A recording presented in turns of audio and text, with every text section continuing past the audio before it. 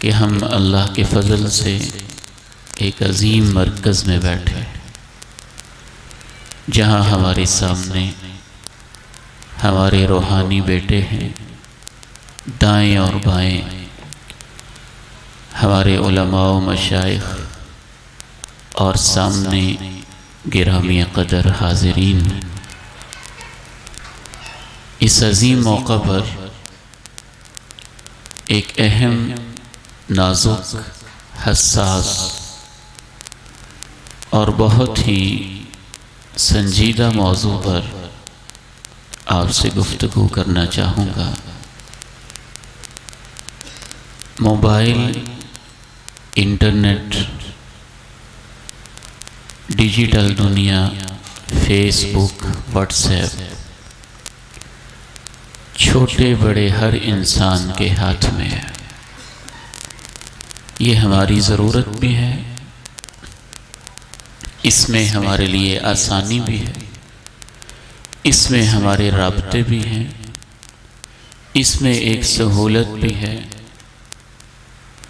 उलमा इस पे किताबें पढ़ते हैं, कुर्राए किराम इस पे तिलावतें सुनते हैं, स्टूडेंट्स और तलबा इसके ज़रिए से बड़े बड़े अहले इल्म से इल्म हासिल करते हैं।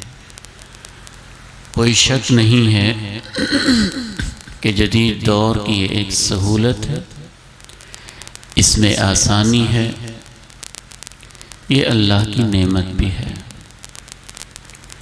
लेकिन जिस तरह से छुरी अच्छा भी इस्तेमाल उसका हो सकता है और गला काटने के लिए भी इस्तेमाल हो सकता है, गन और बंदूक का इस्तेमाल काफर से जिहाद के लिए भी इस्तेमाल हो सकता है और अपनों को मारने के लिए भी इस्तेमाल हो सकती है।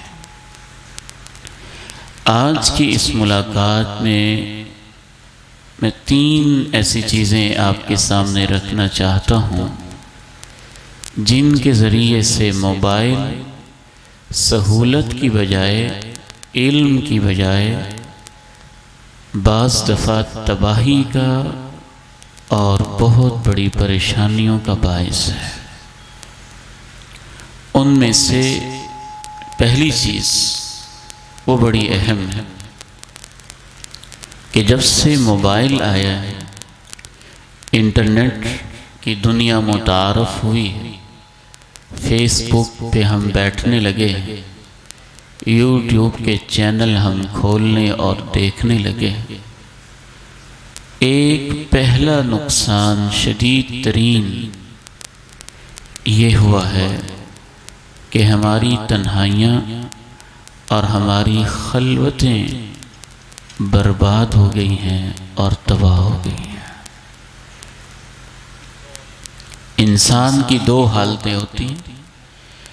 एक हालत वो है जब वो लोगों के सामने होता है, जैसे मैं आपके सामने बैठा हूँ, ये बेटे मेरे सामने बैठे हैं, हम आमने सामने बैठे। दूसरी हालत वो होती है जब हम तन्हाई में होते हैं, अकेले होते हैं। जब आमने सामने हों तो आप बोलेंगे मेरे साथ, उसको कहते हैं जलवत। आमने सामने हों तो उसे क्या कहते हैं बेटे? जलवत। बच्चे भी बोल सकते हैं, बड़े भी बोलेंगे। आमने सामने हों तो उसे क्या कहते हैं? जलवत।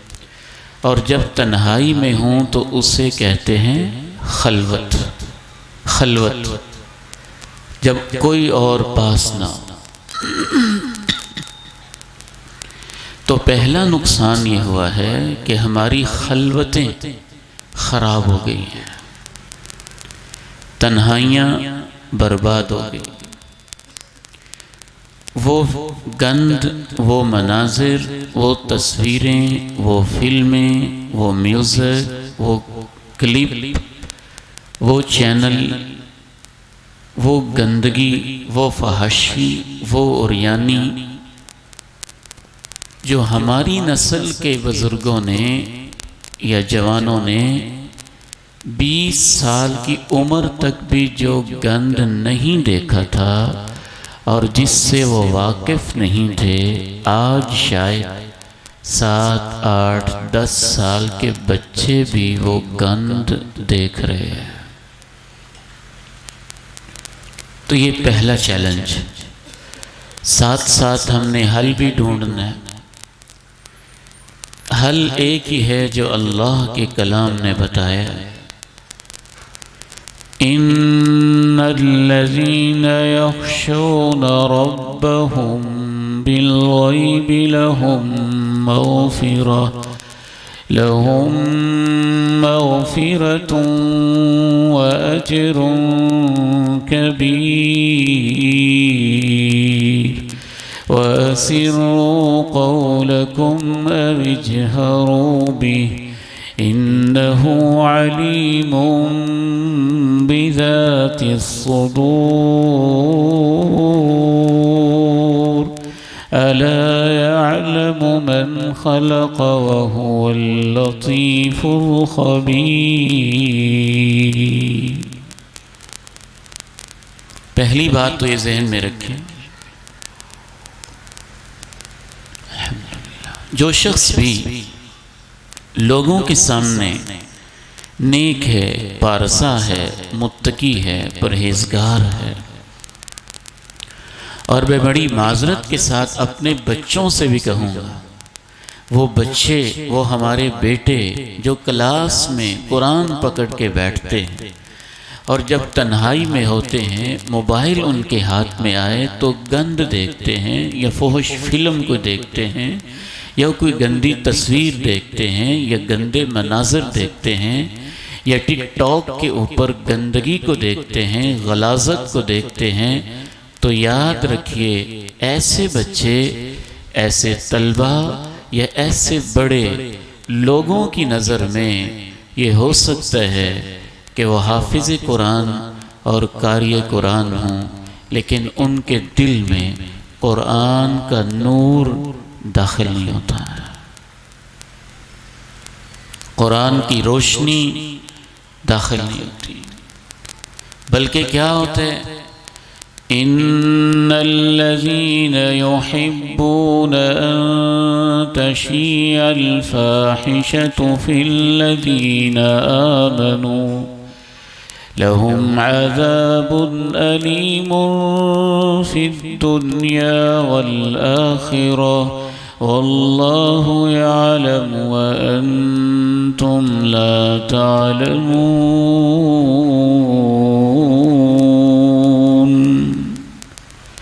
जो लोग अहले ईमान में फहाशी फैलाना चाहते हैं, उनके लिए दर्दनाक अज़ाब होता है, दुनिया में भी और आखिरत में भी। उनकी ज़ुबान से तासीर ख़त्म होती है, दिलों से नूर उठ जाता है, मुनाफ़क़त आती है, शैतानत आती है, बुराई के ख़यालात आते हैं, गंदे जज्बात आते हैं। फहाशी और उर्यानी और दीन का इल्म, इनका आपस में ऐसी दुश्मनी है कि जब फहाशी हो, उर्यानी हो, बेहयाई हो, गंदे मनाजिर हों, दिल में बैठे हों या कानों से टकराते हों, इमाम इब्न क़य्यिम रहमहुल्लाह ने एक मिसाल से वाज़े किया है। मैं अपने अंदाज में आपके सामने रखूँगा, आपने तवज्जो करनी है। इस गिलास के अंदर अगर नऊज़ु बिल्लाह हम गंद डाल दें, यूरिन डाल दें, पेशाब के कतरे डाल दें, गंदगी डाल दें, कूड़ा करकट का ढेर डाल दें, तो क्या इस गिलास के अंदर कोई समझदार गंद के होते हुए जमजम का पानी डालेगा? बताएं ज़रा, डालेगा कि नहीं? नहीं डालेगा। क्यों? कहेगा जमजम तो पाक है, मुक़द्दस पानी है, मुबारक पानी है, और इसके अंदर गंदगी है, ये इस लायक ही नहीं है कि मैं इसके अंदर जमजम डालूं। अगर इसके अंदर गंदगी हो तो क्या इसके अंदर कोई शहद के कतरे डालेगा? नहीं। वो कहेगा कि ये तो गंद से भरा हुआ है, इसके अंदर तो शहद नहीं डाला जा सकता, कीमती चीज़ नहीं डाली जा सकती।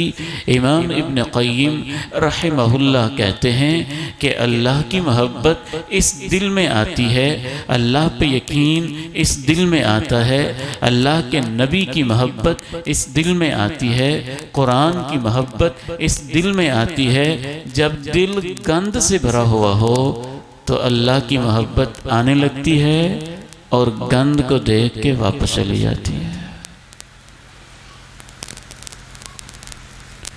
इन्नल्लज़ीन युहिब्बून अन तशीअल फ़ाहिशतु फ़िल्लज़ीन आमनू लहुम अज़ाबुन अलीमुन फ़िद्दुन्या वल आखिरह वल्लाहु यअलमु व अंतुम ला तअलमून।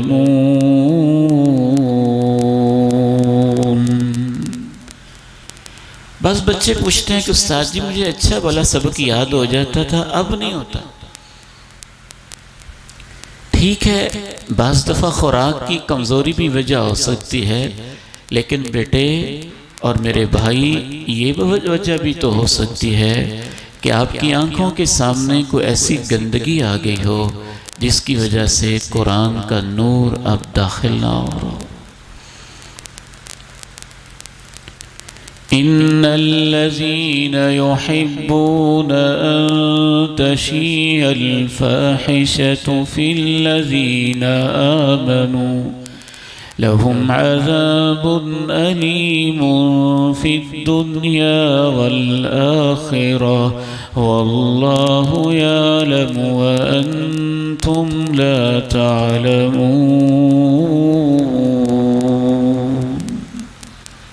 अगर फ़र्ज़ करें ऐसा शख्स क़ारी कुरान बन भी जाए, ख़तीब पे बन भी जाए, आलिम बन भी जाए, वक्ती तौर पे लोग उसको सुन भी लें, उसको सनद और डिग्री मिल भी जाए, लेकिन अगर वो अपनी तन्हाइयों के अंदर गंद को देखने का आदी है, गंदगी का आदी है, गाने सुनने का आदी है, फिल्मों को देखने का आदी है, यूट्यूब के गंदे चैनल्स को देखने का आदी है, तो डर लगता है कि जब क़यामत का दिन होगा वो अल्लाह की अदालत में आएगा, एक तरफ उसके नेकियों के ढेर लगे हुए होंगे और अल्लाह उसकी नेकियों के सारे ढेरों को गर्दो गुबार बना के उड़ा देगा और उसे ज़र्रा बराबर सवाब नहीं मिलेगा।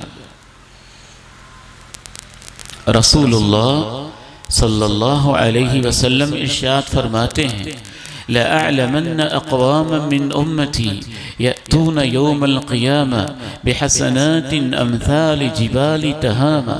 मैं अपनी उम्मत के ऐसे लोगों को जानता हूँ, वो क़यामत के दिन नेकियों के ढेर लेके आएंगे।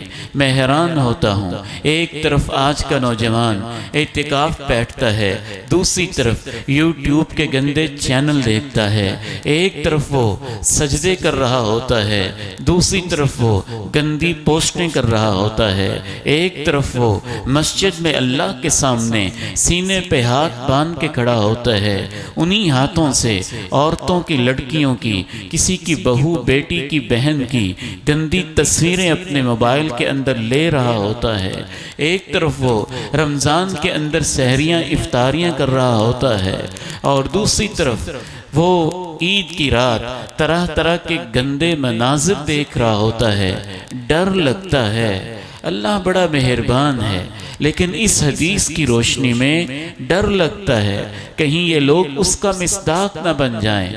आपने फरमाया, मैं जानता हूँ ऐसे लोगों को, क़यामत के दिन वो नेकियां लेके आएंगे और नेकियों के ढेर इतने लगे होंगे जैसे तिहामा के पहाड़ी सिलसिले होते हैं। अल्लाह के पास पहुँचेंगे, यजअलुहल्लाहु हबाअम मनसूरा, अल्लाह उनकी नेकियों को गर्दो गुबार बना के उड़ा देगा, राख का ढेर बना देगा, जैसे वो नेकियां थी नहीं, वजन ही कोई नहीं होगा। सहाबा ने पूछा, ये कौन होंगे? आपने ये तो नहीं कहा ये काफिर होंगे, आपने ये भी नहीं कहा कि ये बेनमाज होंगे, आपने ये भी नहीं कहा कि ये बेदीन होंगे। आपने फरमाया हुम मिन बनी जिल्दतिना, ये मुसलमानों में से ही होंगे। यअखुज़ून मिनल लैली कमा तअखुज़ून, और ये रात को नमाज भी पढ़ते होंगे, इशा की नमाज, तरावी की नमाज, रात को नमाज भी पढ़ते होंगे। तो फिर इनकी नेकियां राख का ढेर क्यों बन जाएंगी? फरमाया वलाकिन्नहुम, लेकिन इनका एक ही कसूर होगा, इज़ा खलौ बिमहारिमिल्लाहि इंतहकूहा, जब ये खलवत में होते होंगे, खलवत में होते होंगे, तन्हाइयों में होते होंगे, तो अल्लाह की हराम करदा चीज़ों का इर्तिकाब करते होंगे और अल्लाह की हद्दों को पामाल करते होंगे।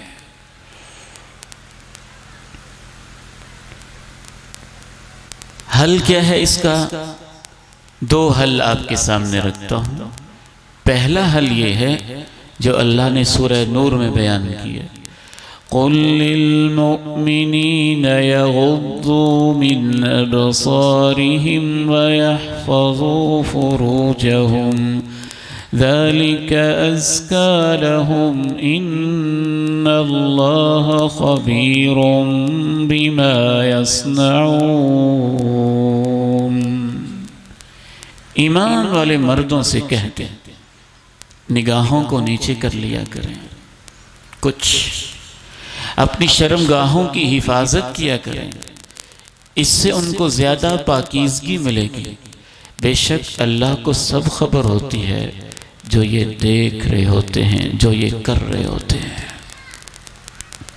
जब तक हम अपनी निगाहों की हिफाजत करना नहीं सीखेंगे, याद रखिए ये जो दिल है ना, ये तो पिंजरे में है, ये सीने के अंदर है, इस तक पहुंचने का कोई रास्ता नहीं है।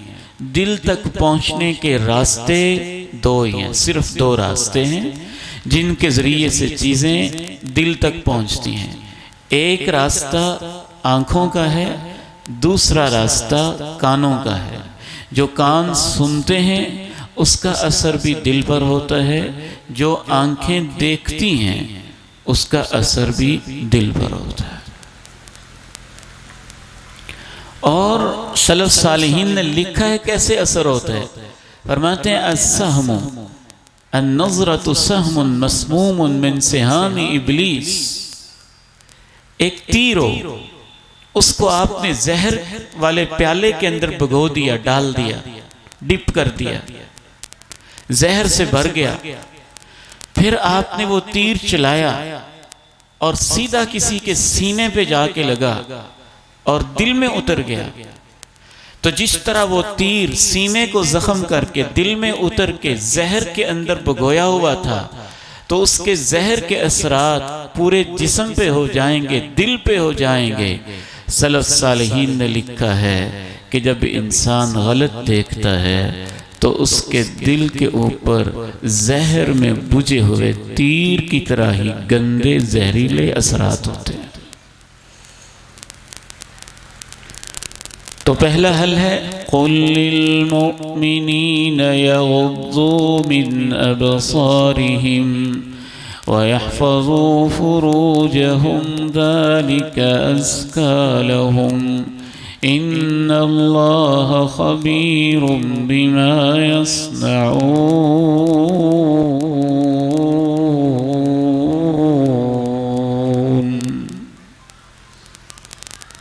मैं ऐसे लोगों को जानता हूँ जिनकी आवाज़ बहुत प्यारी थी, जो बड़े ज़हीन थे, बड़ा अच्छा कुरान पढ़ते थे। मेरे बेटे तवज्जो से सुन लेना, डिग्री भी उन्होंने ले ली थी, लेकिन उनकी निगाहें, उनका दिल, उनकी ज़ुबानें गलती में आलूदा रहती थी। और अल्लाह ने फारिग होने के बाद उनसे कुरान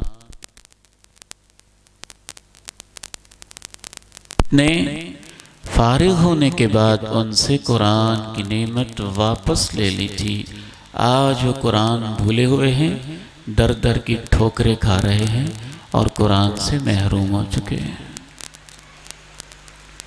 क़ुल लिल्मुअ्मिनीन यग़ुद्दू मिन अबसारिहिम वयहफ़ज़ू फ़ुरूजहुम ज़ालिका अज़्का लहुम इन्नल्लाह ख़बीरुम बिमा यस्नऊन।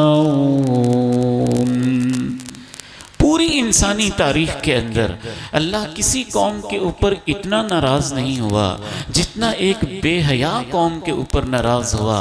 वो कौम परले दर्जे की बेहया कौम थी। अल्लाह ने वो सज़ा दी जो दुनिया में किसी को नहीं दी।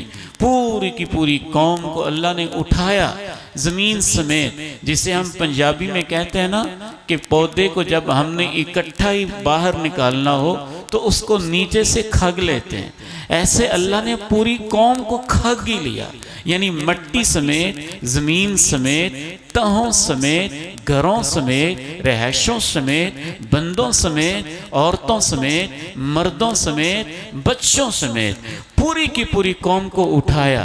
उठा के ज़मीन, मकान, रहशों समेत उठा के ऊपर ले गए।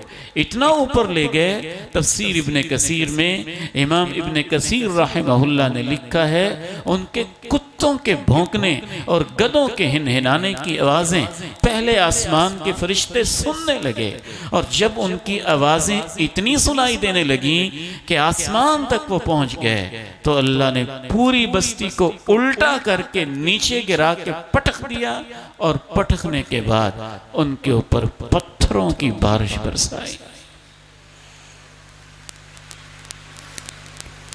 इन्नल्लज़ीना युहिब्बूना अन तशिय्यल फ़ाहिशतु फ़िल्लज़ीना आमनू लहुम अज़ाबुन अलीमुन फ़िद्दुन्या वल आखिरह अल्लाहु यअलमु व अंतुम ला तअलमून।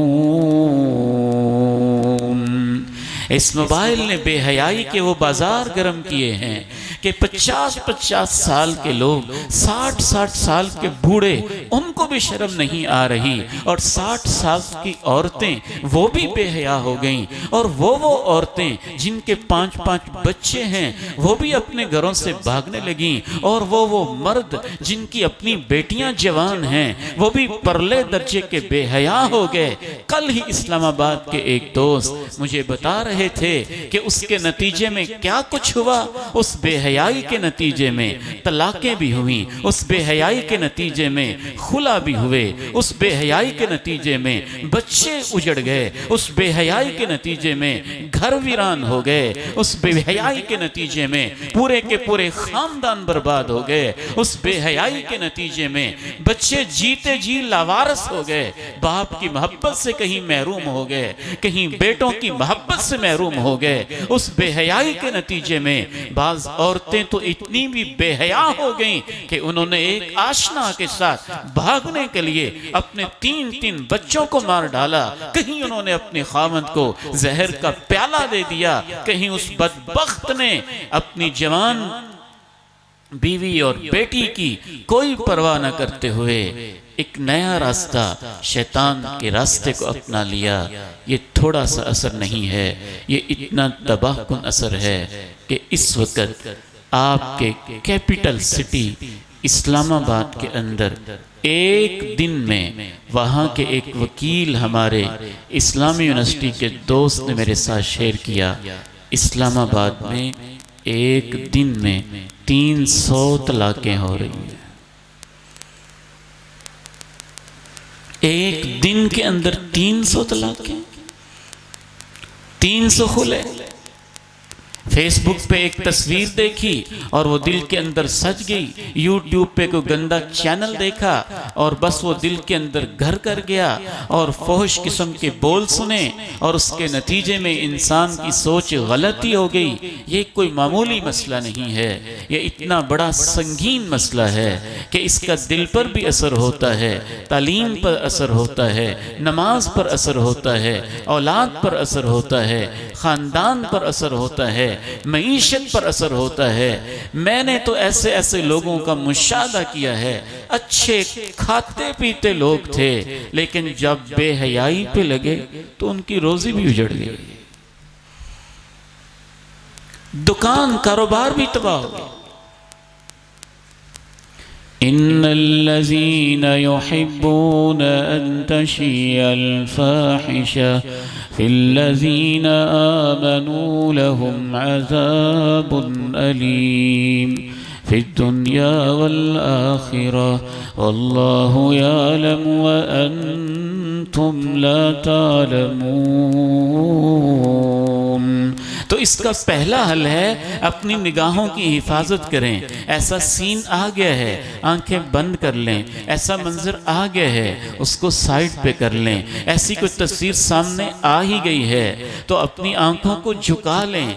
और अगर मोबाइल के अंदर ऐसी गंदगी, ऐसी गलाजत मौजूद है तो उसको हमेशा के लिए ख़त्म कर दें। ऐसे राब्ते मौजूद हैं तो उसको डिलीट कर दें। ऐसी तस्वीरें मौजूद हैं तो अल्लाह से तौबा करते हुए अपने मोबाइल को पाक और साफ कर लें। और इसका दूसरा हल वो है जो अल्लाह ने इस आयत में बताया, जो मैंने शुरू के अंदर तिलावत की थी। इन्नल्लज़ीन यख्शौन रब्बहुम बिलग़ैबि लहुम मग़फ़िरतुन व अज्रुन कबीर वअसिर्रू क़ौलकुम अव इजहरू बिहि इन्नहु अलीमुम बिज़ातिस सुदूर अला यअलमु मन खलक़ व हुवल लतीफ़ुल ख़बीर।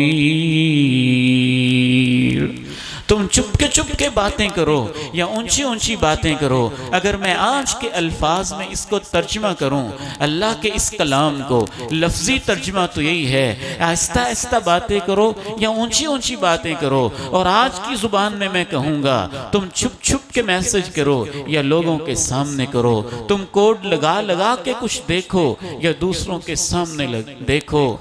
तुम किसी गंदे चैनल को सब्सक्राइब करो उस वक्त जब कोई नहीं देखता, या लोगों के सामने सब्सक्राइब करो। तुम किसी गंदे क्लिप को खोल के देखो उस वक्त जब कोई पास होता है या उस वक्त जब कोई पास नहीं होता। अल्लाह का कुरान कहता है, इतनी बात याद रख लेना कि वो आसमान वाला सिर्फ उसे ही नहीं देखता, वो तो तेरी नीयत को भी जानता है। वअसिर्रू क़ौलकुम अव इजहरू बिहि इन्नहु अलीमुम बिज़ातिस सुदूर अला यअलमु मन खलक़ व हुवल लतीफ़ुल ख़बीर अला यअलमु मन खलक़ व हुवल लतीफ़ुल ख़बीर। अगर आप अपनी निगाहों की हिफाजत कर लेंगे, अपने अंदर हया पैदा कर लेंगे, तो मुझे उम्मीद है जब ज़िंदगी में कोई परेशानी आएगी, कोई मुश्किल आएगी, कोई माली मुश्किल आएगी, कोई आपकी बेटी पे मुश्किल आएगी, आपके बेटे पे मुश्किल आएगी, आपकी ज़िंदगी में परेशानी आएगी, तो तन्हाइयों में अल्लाह से इतना ही कह देना कि अल्लाह तू जानता है, मैं तुझसे शर्माता था, तुझसे हया करता था, फलां सीन आता था, मैं अपनी निगाहों को झुका लेता था। मुझे अल्लाह से उम्मीद है अभी आपने बात पूरी नहीं की होगी, अल्लाह आपके हया की लाज रखते हुए पत्थर को भी पीछे हटा देगा। उलमा से पूछे ना जरा, उसने क्या दुआ की थी जो गार में फंस गए थे और उनकी गार के मुंह के सामने पत्थर आ गया था और घुप अंधेरे में बंद हो गए थे। तो उनमें से एक ने यही तो कहा था कि अल्लाह एक मौका बेहयाई का मिला था और तेरी खातिर मैं उस मौके से तौबा ताइब हो गया था। अगर तुझे मेरा वो मौके से ताइब होना और तुझसे डरना कबूल है तो आज परेशानी से निजात दे दे। इमाम कायनात फरमाते अल्लाह ने पत्थर को भी पीछे हटा दिया। तो पहली परेशानी क्या हो गई है? मोबाइल की वजह से बेहयाई का आम हो जाना, बेहयाई का 3 हमने याद करनी है ना परेशानियां जो मोबाइल की वजह से हुई। पहली क्या है? बेहयाई का आम हो जाना। उससे बचने का नुस्खा क्या है? एक नुस्खा निगाहों की हिफाजत करना और दूसरा नुस्खा ये समझ लेना कि अल्लाह मुझे देखता भी है और अल्लाह मेरी नीयत को भी जानता है। दूसरा मसला जो मोबाइल की वजह से हुआ है वो भी छोटा सा नहीं है, वो बहुत बड़ा है। वो ये हुआ है हमारा ख़ानदानी निज़ाम, वालिदैन का एहतराम, माँ की इज़्ज़त, बाप का वक़ार, बड़े भाई का एहतराम, उलमा की तकरीम, कुर्रा की तकरीम, बाकायदा सोशल मीडिया पे, चैनल्स पे और बड़ी बड़ी वेबसाइट्स के ऊपर ऐसे ड्रामे, ऐसी फिल्में, ऐसा कुछ बनाया गया है जिसमें बेटी को सिखाया जाता है कि माँ बाप के सामने ऊंची बोलना ये तो कॉन्फिडेंस है, ये तो एतमाद की बात है, खुल के बात किया करें। बच्चों को सिखाया जाता है, बेटियों को सिखाया जाता है, छोटों से सिखाया जाता है, बेटों को सिखाया जाता है कि ये तो कॉन्फिडेंस है, ये तो एतमाद की बात है, अपनी बात खुल के किया करें। हत्ता कि हम ऐसे नौजवानों को भी जानते हैं जो अपने बूढ़े बाप को और बूढ़ी माँ को यहाँ तक कह देते हैं, तुझे क्या पता है अब्बू, तुझे क्या पता है, दुनिया बड़ी बदल गई है, तुम्हें कोई पता नहीं, तुम पुराने दौर की बातें करते हो, तुम्हें तो पता ही नहीं। बाकायदा ये जुमले होते हैं, ये अल्फाज होते हैं। दुनिया बहुत बदल गई। वैसे ना कभी कभी कुछ माएँ बड़ी समझदार होती हैं, वो तो सादा लफ्ज़ों में यहाँ तक भी कह देती हैं कि आज तक तो मैं तुझे धोती रही हूँ और तू कहता है कि मुझे नहीं धोता। अल्लाह का कुरान इस हवाले से क्या कहता है, हमारी क्या तरबियत करता है, वो बड़ी मुनफरिद। वक़ज़ा रब्बुका अल्ला तअबुदू इल्ला इय्याहु व बिल वालिदैनि इहसाना इम्मा यब्लुगन्ना इन्दकल किबरा अहदुहुमा औ किलाहुमा फला तक़ुल लहुमा उफ़्फ़िन वला तन्हरहुमा वक़ुल लहुमा क़ौलन करीमा वख़्फ़िज़ लहुमा जनाह अज़्ज़ुल्लि मिनर रहमह वक़ुल रब्बिरहमहुमा कमा रब्बयानी सग़ीरा। तवज्जो करना मेरे बेटों और मेरे भाइयों, आपने नाराज नहीं होना कि उस्ताद जी हमें ही कह रहे हैं कुछ ना कुछ। अल्लाह की तरफ से जो दिल में बातें आ रही, मैं तो आपसे वही अर्ज कर रहा हूँ और कुरान और सुन्नत के मुताबिक ही अर्ज कर रहा हूँ। वो बच्चा जो हाफिज़े कुरान बन जाए या वो नौजवान जो आलिम दीन बन जाए या कारी कुरान भी बन जाए, उसका जो भी मकाम है उसे ये इजाज़त नहीं है कि वो समझे कि मैं हाफिज़ हूँ, मैं आलिम हूँ, अपने वालिदैन के सामने जैसे चाहूँ बोलता रहूँ।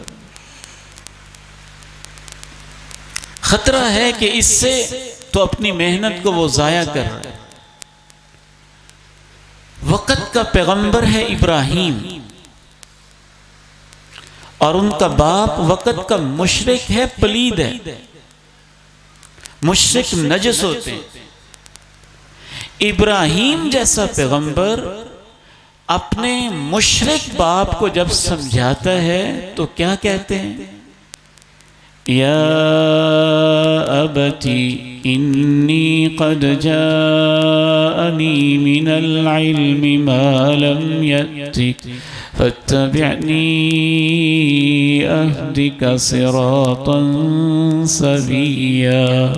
कभी कहते हैं या अबति लिम तअबुदु मा ला यस्मअ वला युबसिर वला युगनी अन्का शैया। अब्बा जी, ओ मेरे अब्बा जी, इन बुतों की इबादत न करें। बाप मुशरिक है, बेटा खलीलुल्लाह है, इब्राहीम है, लेकिन अब्बू को बुलाते फिर भी इज्जत के साथ। अब्बा जान, या अबति लिम ताबुदु मा ला यस्मउ वला युबसिर वला युनी अन्का शैया। बेटे आपने बोल के बताना है, बेटा इब्राहीम है, बाप मुशरिक है, और क्या कहते हैं? या अबती, या अबती, ए मेरे अब्बा जी, ए मेरे प्यारे अब्बू जी, ए मेरे इज्जत वाले अब्बू जी। चाहे मुशरिक है, बाप तो है ना। या अबति लिम ताबुदु मा ला यस्मउ वला युबसिर वला युनी अन्का शैया। अब्बा जी, अब्बा जी, ओ मेरे अब्बा जी, इन बुतों की पूजा ना करें। इनकी इबादत क्यों करते हैं आप, जो सुनते नहीं हैं, देखते नहीं हैं? मौक़िफ़ तौहीद वाला है, उस पे कंप्रोमाइज़ नहीं है, तौहीद के ऊपर समझौता नहीं है। लेकिन बाप का जो मकाम है उसके मुताबिक उसको इज्जत देते हैं। और आपने दोबारा बोलने अल्फाज क्या कहते हैं? या अबती। मैंने एक तफसीर में पढ़ा कि अल्लाह कितनी शान वाला है। इब्राहीम ने अपने मुशरिक बाप को कहा या अबती, ए मेरे अब्बा जी। और जब इब्राहीम ने अपने बेटे को कहा इस्माइल, इन्नी अरा फिल मनामी अन्नी अज़बहुका, मैं देख रहा हूँ कि मैं तुझे ज़बह कर रहा हूँ, तो बेटे ने वही जवाब दिया था जिस तरह इब्राहीम ने अपने अब्बू को प्यार से बुलाया था। तो इस्माइल ने क्या कहा था? या अबती, या अबती फ़अल मा तुअमर सतजिदुनी इंशाअल्लाहु मिनस साबिरीन, सतजिदुनी इंशाअल्लाहु मिनस साबिरीन।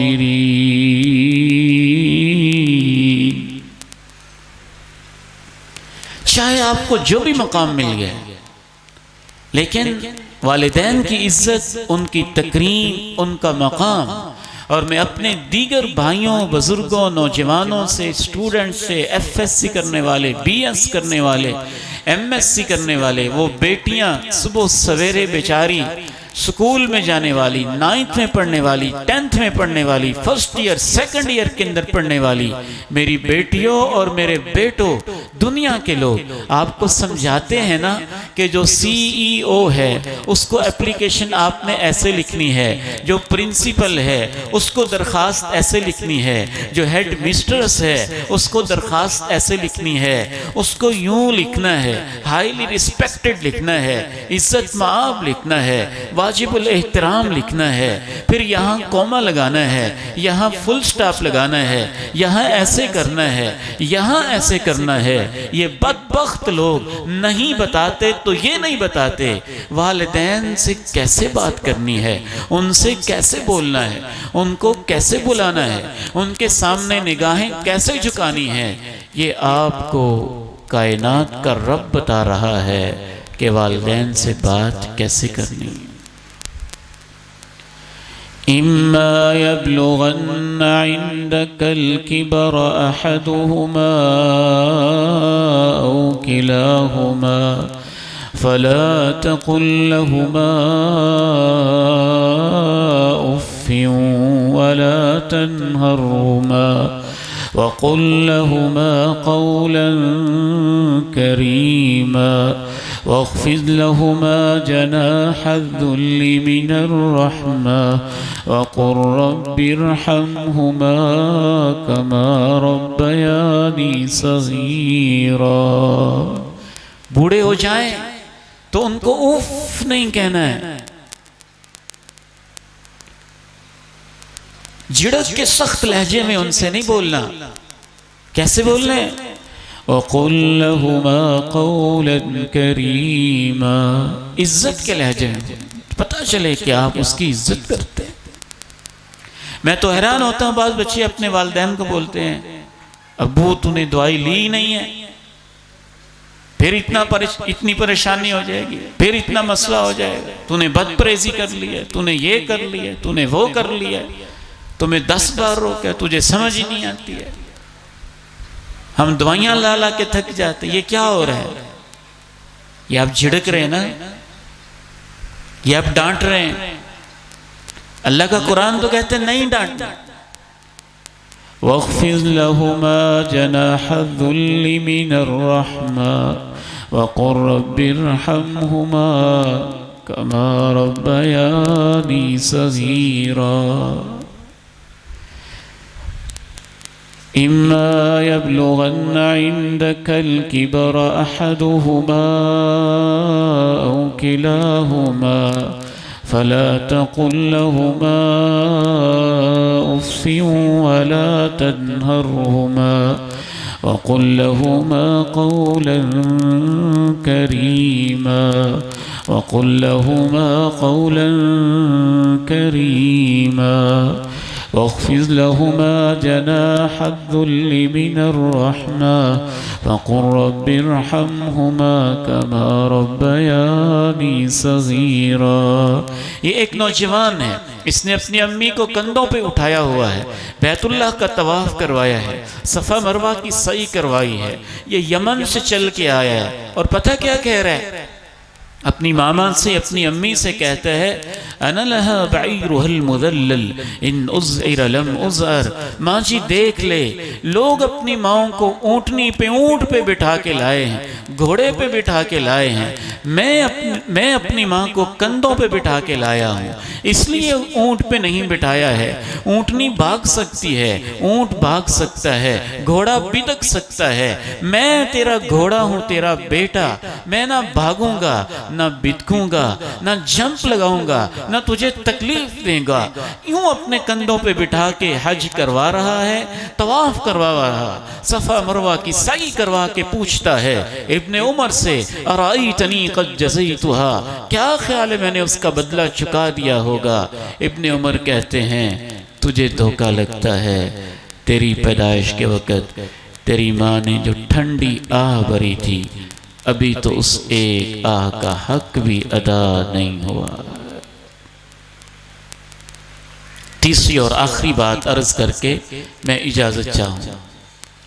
तो मोबाइल से फ़वाइद भी हुए हैं और नुकसानात भी हुए हैं। जो नुकसानात हुए बहुत सारे हैं, उनमें से एक पहला नुकसान मैंने क्या अर्ज किया था? फहाशी फैली, बेहयाई फैली, ख़ानदानी निज़ाम टूट फूट का शिकार हुआ। और दूसरा मैंने अर्ज किया बड़ों का अदब और खुसूसन वालिदैन का अदब, असातिज़ा का अदब, इसमें फ़र्क आया है। अब तो छोटी सी बात हो जाए तो बच्चे एप्लीकेशन भी देते हैं, दरखास्तें भी देते हैं, उस्ताद को जलील भी करते हैं और समझते हैं कि पता नहीं हमने क्या कर लिया। तीसरी और आखिरी बात इस हवाले से ये है कि मोबाइल की वजह से एक तीसरा बहुत बड़ा नुकसान ये हुआ है, मेरा और आपका, हमारा वक़्त ज़ाया हो रहा है ऐसी चीज़ों पे जिनमें कोई फ़ायदा नहीं है। आप कारोबार कर रहे हैं, अच्छी बात है। आप कारोबारी राब्ता कर रहे हैं, अच्छी बात है। माँ बाप का हाल पूछ रहे हैं मोबाइल पे, अच्छी बात है। अपनी बेगम का, अहलिया की खैरियत पूछ रहे हैं, अच्छी बात है।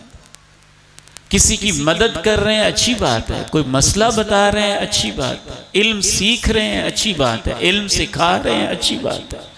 दुनिया की ज़रूरत पूरी कर रहे हैं, अच्छी बात है। मैं इसकी बात नहीं कर रहा। जो हमारी ज़रूरत है उसमें तो हमने इस्तेमाल करना ही है। मोबाइल के अंदर हज़ारों किताबें हैं, हम उसका मुताला करते हैं। कुरान की तफसीरें हैं, हम उसका मुताला करते हैं। कुरान की ऑडियोज़ हैं, हम उसकी तिलावत सुनते हैं। और बहुत खैर की चीज़ें हैं, इल्म हासिल करते हैं, ऑनलाइन कोर्सेज होते हैं। वो तो अच्छा इस्तेमाल है, मुफीद इस्तेमाल है। मैं ये अर्ज़ करना चाह रहा हूँ वो चीज़ें जिनमें फ़ायदा नहीं है, जो हमारे मतलब की नहीं है, जिनसे हमें कोई गरज नहीं है, जब भी हम फारिग बैठेंगे हम फेसबुक खोलेंगे और ऐसे जैसे किसी ने हमारी ड्यूटी लगाई हो, पूरी दुनिया की खबरें फजूल में देखते रहें। सियालकोट में ये हो गया, लाहौर में ये हो गया, नून लीग ने ये कर दिया, पीटीआई ने ये कर दिया, पीपी ने ये कर दिया, मुल्तान ये हो गया, अमेरिका में ये हो गया, फलां जगह ये हो गया, फलां जगह ये हो गया। आप सहाफ़ी हैं, आप रिपोर्टर हैं, आपकी जिम्मेदारी किसी ने लगाई है कि पूरी दुनिया की खबरें इकट्ठी करनी है। माँ बाप बुला रहे हैं, बैठ जाएं, मैं बड़ा मसरूफ हूं, चुप करें, फारिग ही नहीं हूं। ईमानदारी के साथ बताएं, गुज़श्ता पूरे महीने के अंदर मैं अपने भाइयों से पूछता हूं, बुजुर्गों से पूछता हूं, बहनों से पूछता हूं, भाइयों से पूछता हूं, बेटियों से पूछता हूं, आपके पास टच मोबाइल और जरूरत है, होने में गुनाह नहीं है, आपको फारिग वक्त मिला तो आपने ये सोचा कि मैं कुरान की तिलावत कर लूं? फारिग वक्त मिला तो आपने ये सोचा मैं 2 नफल पढ़ लूं? फारिग वक्त मिला तो आपने ये सोचा मैं थोड़ा सा जिक्र कर लूं? फारिग वक्त मिला तो आपने ये सोचा मैं अल्लाह से कोई दुआ ही कर लूं? यानी मोबाइल ने हमारी ऐसी मत मारी है कि जहां हमारी ज़रूरत है वहां तो इस्तेमाल करना ज़रूरत है, लेकिन बगैर मकसद के, बगैर ज़रूरत के, बगैर वजह के, बगैर किसी ख़ास अहमियत के हम फजूल में अपना वक्त इतना बर्बाद करते हैं, इतना ज़ाया करते हैं कि अगर आपने स्क्रीन की टाइमिंग लगाई हुई हो तो यूं लगता है कि शायद बहुत सारे लोग अपनी ज़िंदगी के रोज़ाना 3-4 घंटे इस पे लगाते हैं।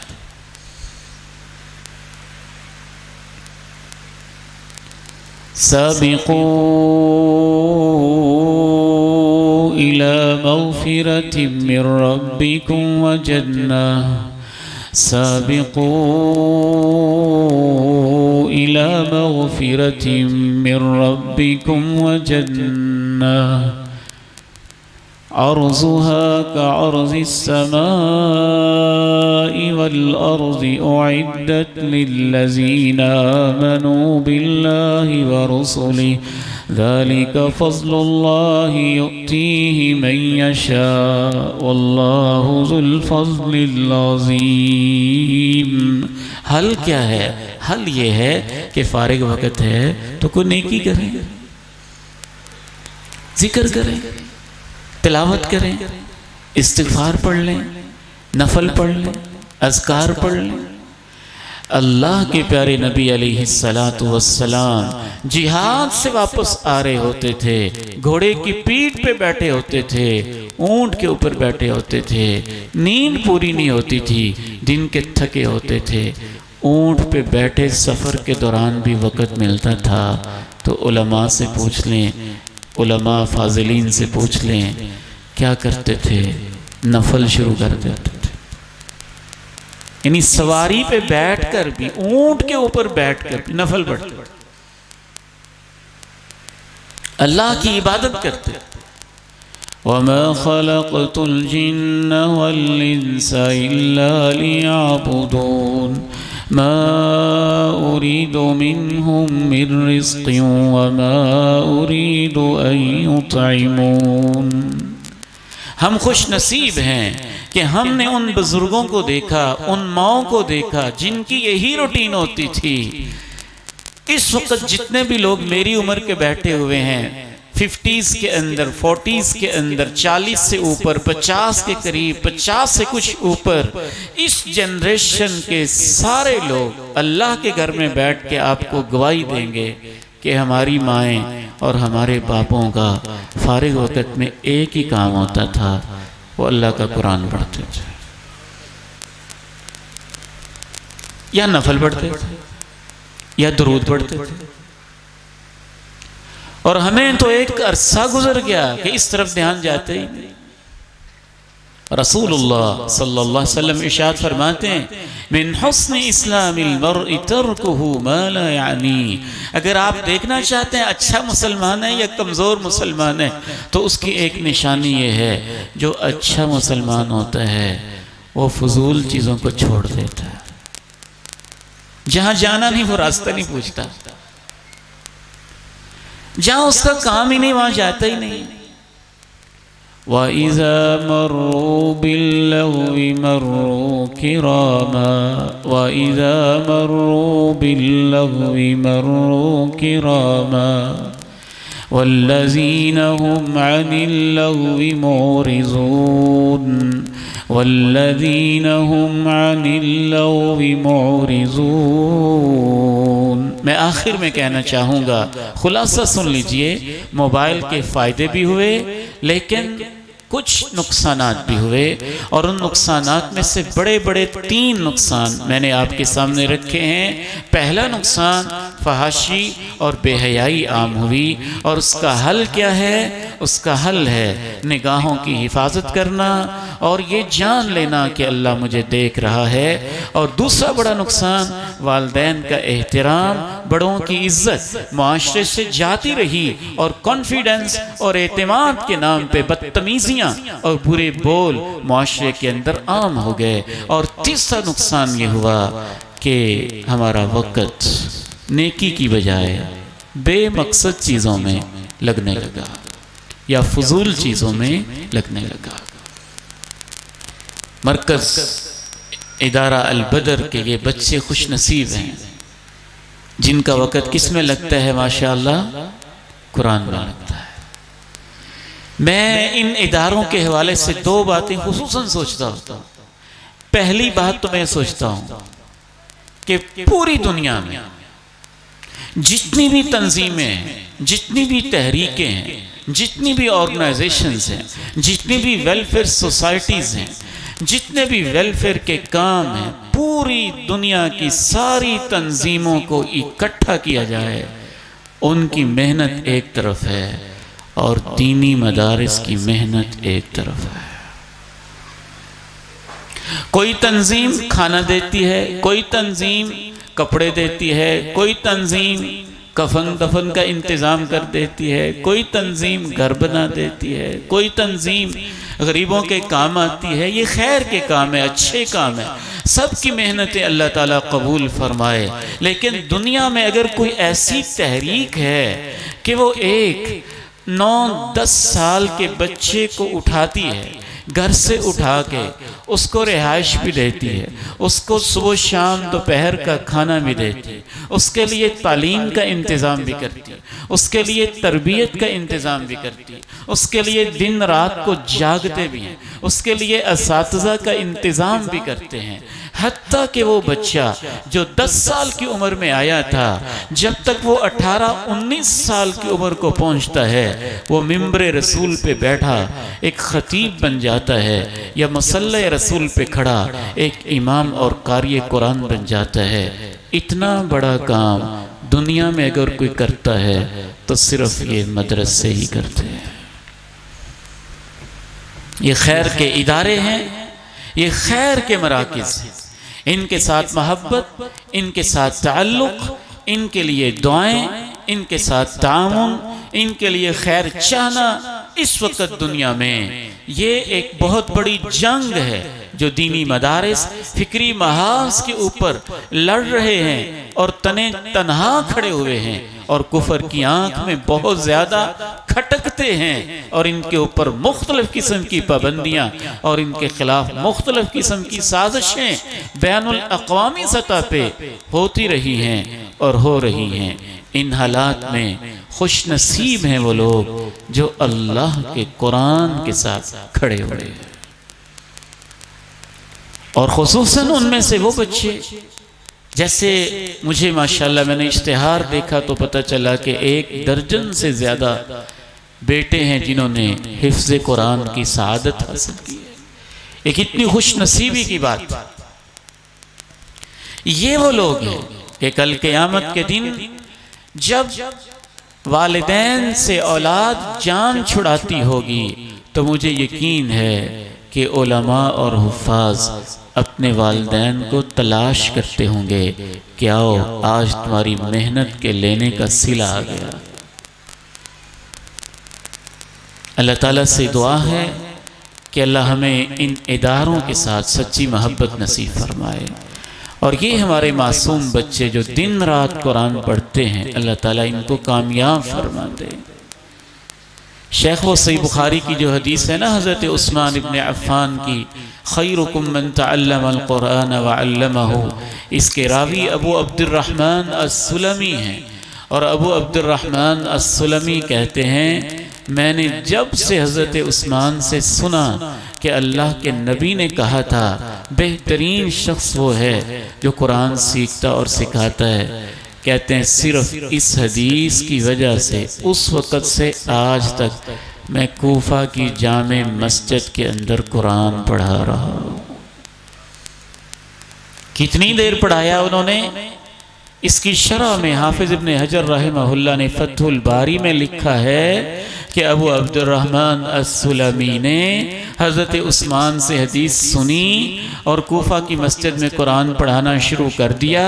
हज़रत उस्मान के आखिरी दौर या इब्तिदाई दौर में पढ़ाना शुरू किया और हज्जाज के दौर तक पढ़ाते रहे। एक मोहतात अंदाजे के मुताबिक इस एक हदीस की खातिर 40 साल से भी ज़्यादा इस हदीस को सुनने वाले मस्जिद में बैठ के कुरान पढ़ाते रहे। अल्लाह ताला हमारा शुमार भी उन लोगों में फरमाए। बहुत ज़्यादा मुबारक हो इन बच्चों को, इनके वालिदैन को, मुंतज़िमीन को, माविनीन को, और इदारे के हमारे मुंतज़िम शेख मोहतरम को, जिनकी दावत पे हम यहाँ पहुँचे, मोहतरम शेख इमरान साहब हफ़िज़हुल्लाह और उनकी पूरी टीम। अल्लाह ताला से दुआ है कि अल्लाह इन बच्चों का पढ़ना, वालिदैन का वक्फ़ करना, असातिज़ा की मेहनत, माविनीन का ताआवुन अपने यहाँ कबूल फरमाए। व आखिरु दावाना अनिल हम्दुलिल्लाह।